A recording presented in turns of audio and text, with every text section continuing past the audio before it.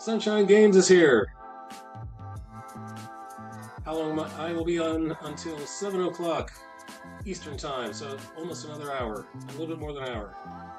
I guess that's where the song "Open the Eyes of My Heart" came from. Open the eyes of my heart, Lord. Won't you open the eyes of my heart?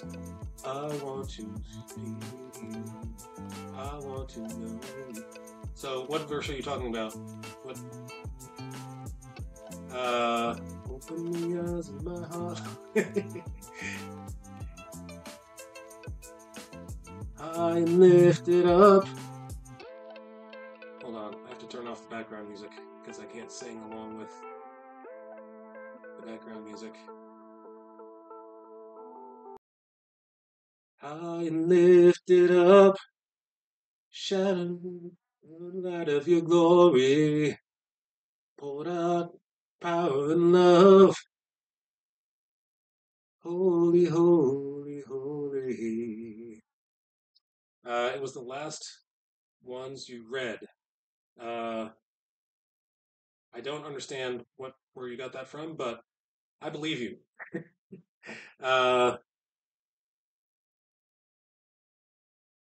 Well, it was. I was talking about the typology of Jeremiah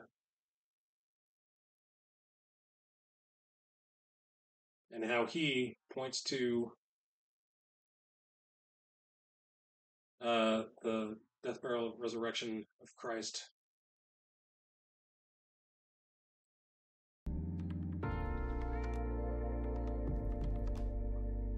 So,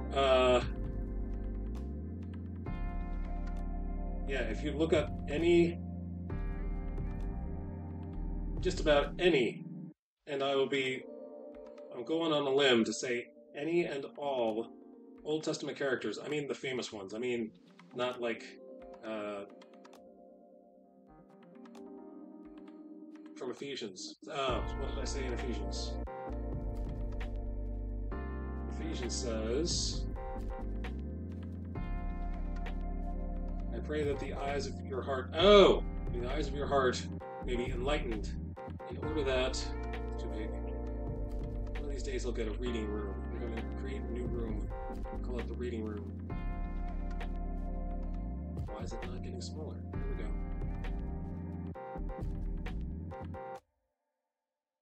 I pray that the eyes of your heart may be enlightened, in order that you may know the hope to which he has called you. I like it. Open the eyes of my heart.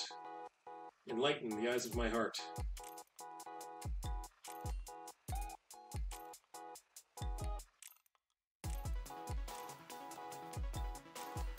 And if Christ, the part that gets me is if Christ is able to be resurrected, then we are able to be resurrected. In the same way that Christ was.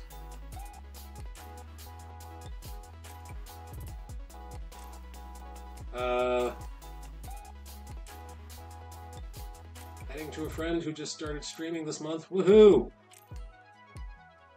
Let's see with Pastor G. Interesting. Maybe I need somewhere to raid out to eventually. Maybe I just might. Perhaps. No guarantees.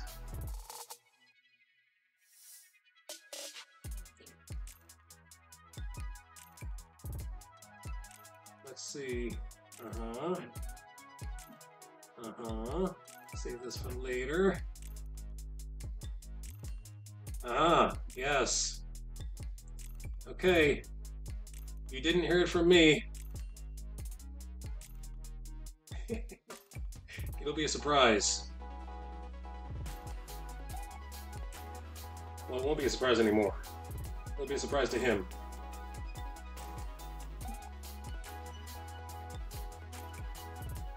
Let's see with Pastor G.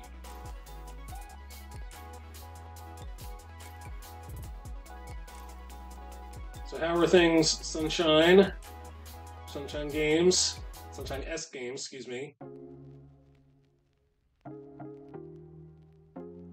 You were are not the only sunshine streamer that I know. So I have to differentiate. I have to make sure I'm talking to the right sunshine.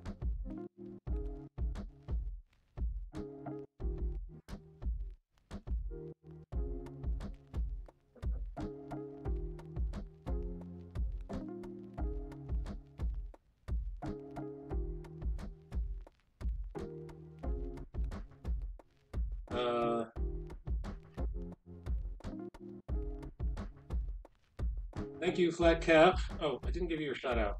I'm so.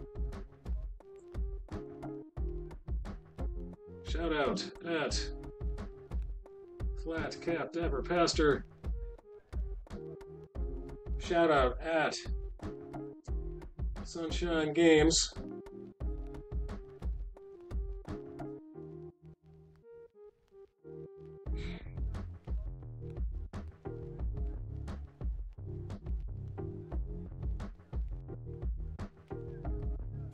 Alright, what was I doing?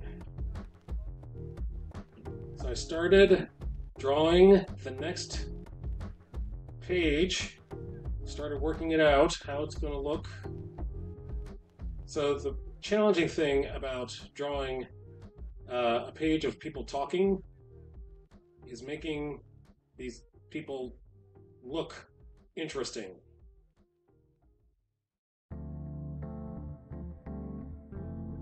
Because comics is supposed to be filled with action. It's supposed to be filled with boom, pow, boffo, bam, bam, bam. You know, the Batman song.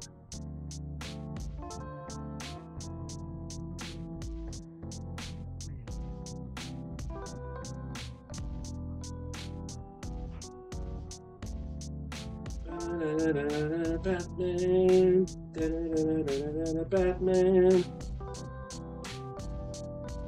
But when you're walking down the road of Emmaus, talking about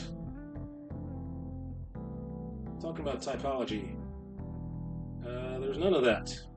There's none of that physical action happening.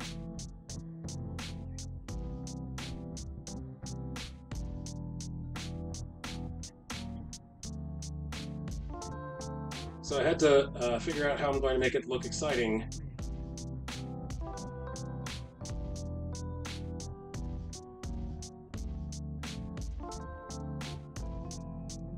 So there's I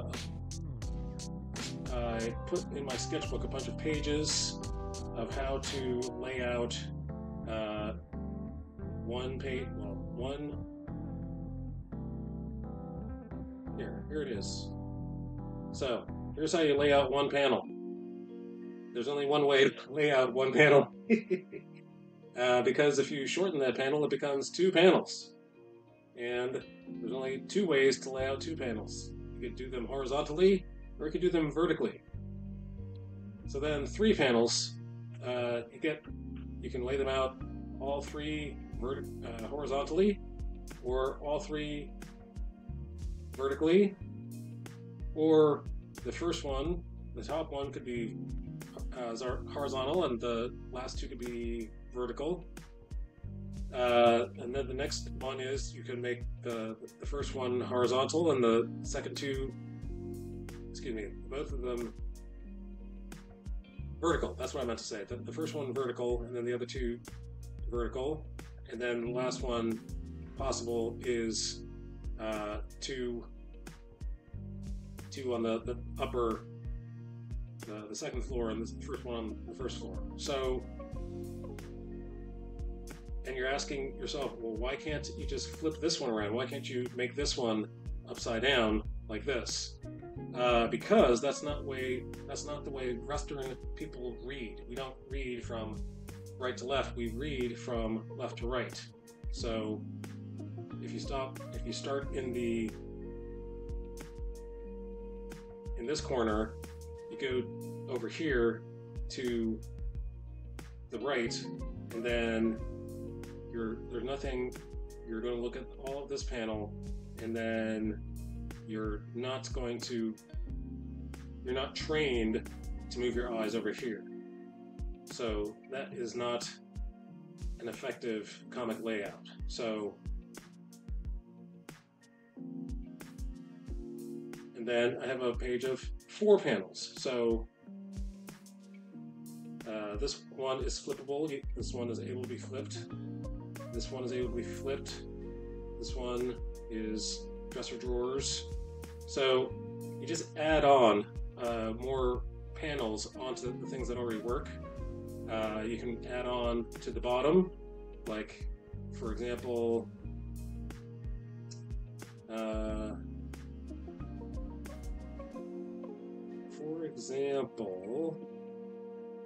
here, this one, if you add a panel to the bottom, becomes this one.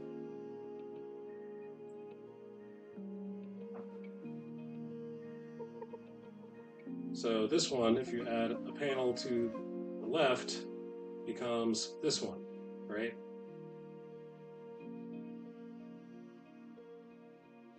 So then you can, as soon as you have all those rectangles, this is, this is like sustenance. This is like, food that will keep you it's nutrition, right? But it doesn't have any salt, it doesn't have any seasoning. You can play around with the size of all of these panels. You can play around with how big the top one is or how small it is. You can bump the borders into each other. You can cross the borders above. And then this one is just chaos.